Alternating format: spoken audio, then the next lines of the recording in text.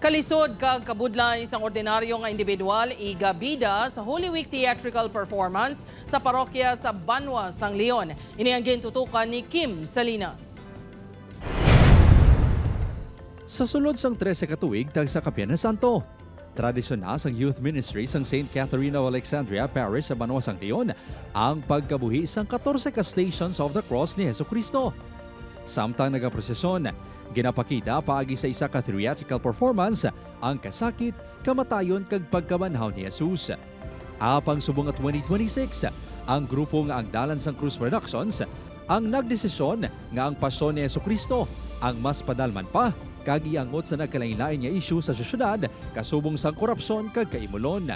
This time, we see cross not just a symbol of the Christ Passion, but the question nga gusto naman isabten this year is, what if Christ is suffering with us? Nagtao kami kang isa ka sabor nga hindi lang ang kita nga mga sumilimba ang maka-experiensya kang istorya ni kang Ginoo, kundi ang realidad kang sosyedad ang gusto natin ipakita. Sa nasamit man niya play, hatagan igtalupangod ang mga individual nga kasubong ni Jesus nagapasan man sang ila kaugalingon niya krus. Katulad na lang sa mga tricycle drivers nga nagaagunto sa pagmahal sang presyo sang gatong. Working students nga padayon nga nagahimakas agon makatapos sa pag-eskwela. Kag mga OFWs nga naipit sa giyera sa Middle East.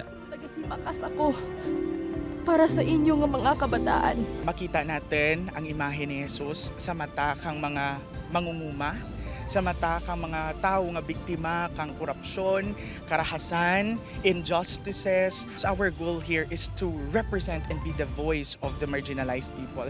Isa sa 180 kakas kag krusang produksyon si Jasha. Apisar madugay na sa produksyon, ang bagong konsepto ang dako nga panghangkat sa iya. Apang positibo ini nga mas makarelate diri ang mga tumuluo. Isa ako ka nawong, kang isa ka nanay nga nagasakripisyo, nga ginbuhos ang tanan.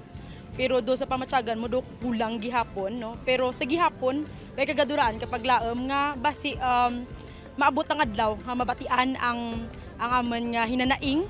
Ang play ang magasugod las 4 sang kagahon sa Good Friday sa simbahan.